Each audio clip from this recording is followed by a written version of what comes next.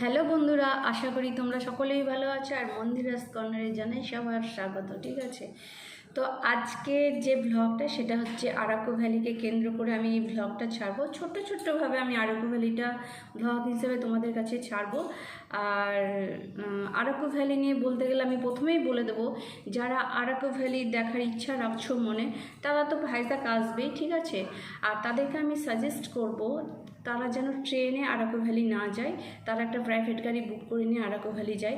তাতে সুবিধা হবে যে তুমি যেখানে সেখানে গাড়িটাকে মুভমেন্ট করাতে পারবে। তুমি যেখানে সেখানে মানে অনেকগুলো স্পট আছে, ছোট ছোট জায়গা আছে যেগুলো তোমার দেখতে সুবিধা হয়ে যাবে।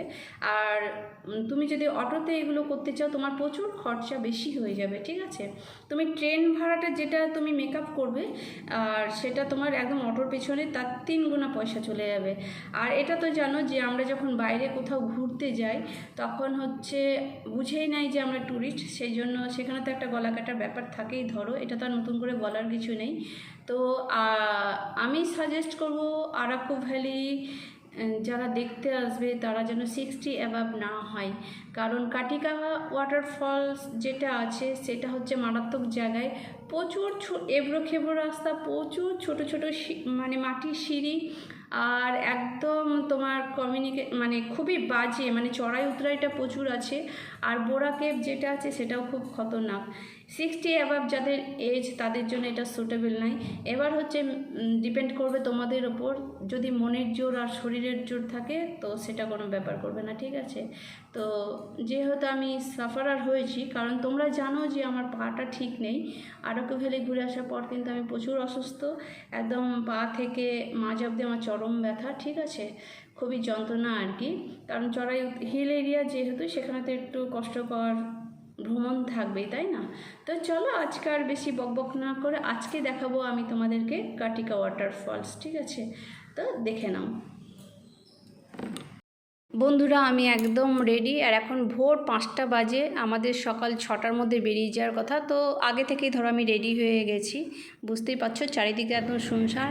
আর এই যে যাদের ভরসায় আমরা পড়ে থাকি, হোল নাইট ডিউটি করছে। ঠিক আছে, মানে কিছু বলার নেই, এদেরকে সবসময় স্যালাম ঠোকা দরকার আমাদেরকে, যাদের ভরসায় আমরা নিশ্চিন্তে ঘুমোতে পারি। ওকে, তো চলো এবার আমরা স্টার্ট করে দিই আরাকু ভ্যালির দিকে।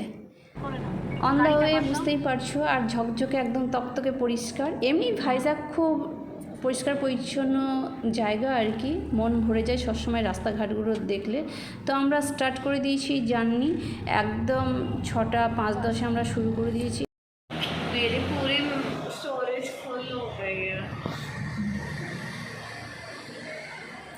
आप अपना नाम बताओ।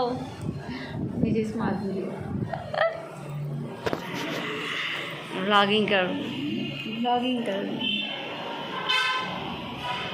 ইয়েস, আমরা দুটো ফ্যামিলি আজকে যাত্রা শুরু করে দিয়েছি। ঠিক আছে, তো সকালে আমরা চাটা কিছুই খেয়ে আসেনি, একটু ব্রেকফাস্ট তো করে নিতেই হবে।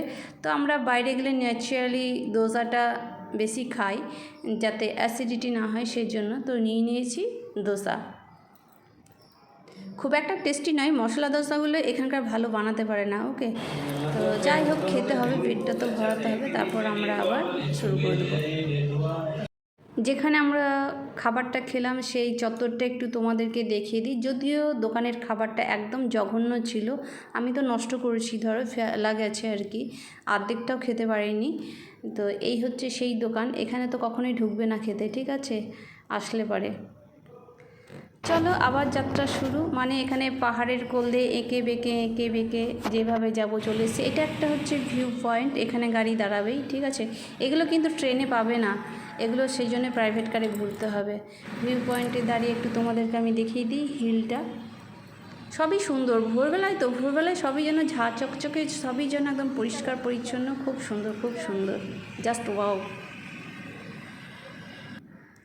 চলো আবার চলা শুরু করে দিই, আমাদের ছবি টবি তোলা হয়ে গেছে ধরো। তো हम लोग आ गए हैं जंगल ভিলা में। ठीक है, इधर थोड़ा टाइम बिताना है और कुछ भी नहीं है, देखो एकदम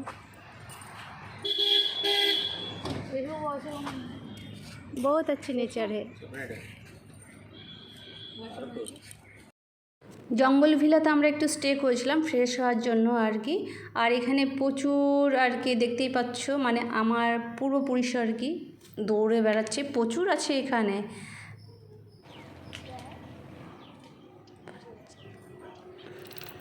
কত উঁচুতে কত বড় বড় টাওয়ার। তো চলো এবার আমি একটু আমার পতিদেবের পিছনে লাগি। কিছু দেখতে পাচ্ছি না, আন্দাজে করছি। হাসো হাসো হাসো হাসো। পাহাড়ের মধ্যে দিয়ে রেল স্টেশন চলে গেছে। আর এটা কোথায় মিলবে জানো? পরে দেখাবো কোথায় মিলবে, ঠিক আছে? তো আমরা রেল গেটও ক্রস করে বেরিয়ে চলে যাচ্ছি। এখানে প্রত্যেকে আমাদেরকে গাড়ি ছেড়ে দিতে হয়েছে যারা ট্যুরিস্ট। বিজনেস পলিসি বুঝতেই পারছো। আবার আমাদেরকে জিপসি বুক করতে হয়েছে, পার হেড 100 টাকা আপ অ্যান্ড ডাউন। ওরা আবার এখানে এসেই ছেড়ে দেবে। এখান থেকে হচ্ছে কাটিকা ওয়াটারফল 2 কিলোমিটার।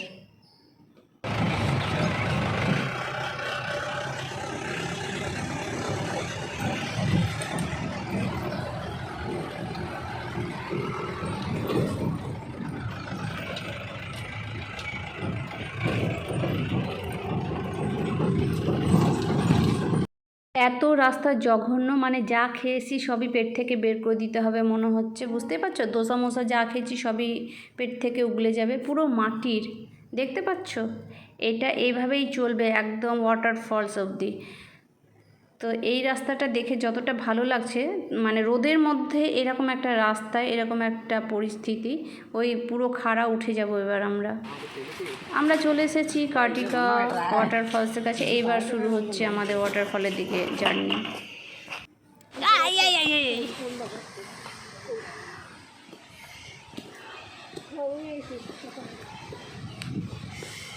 ওয়ে মা,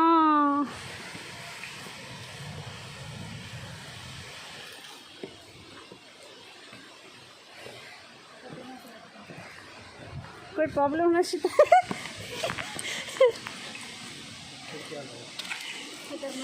आप लोगों का वीडियो अच्छा से आया।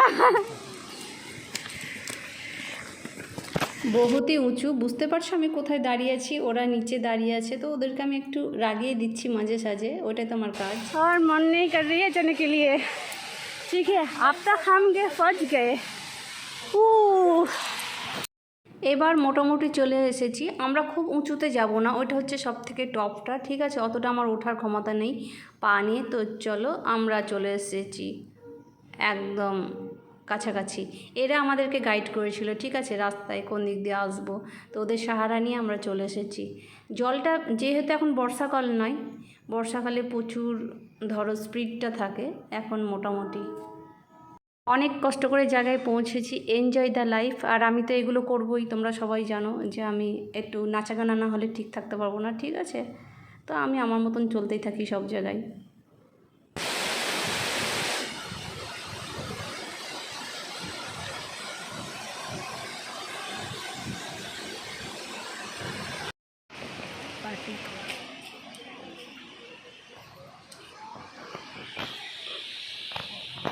পুরোপুরি গ্রাম, আর এরা খুব মেহনতি, বুঝতে পারছো?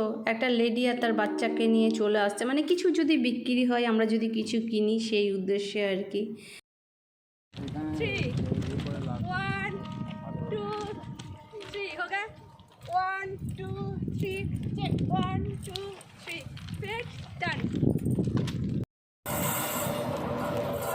আবার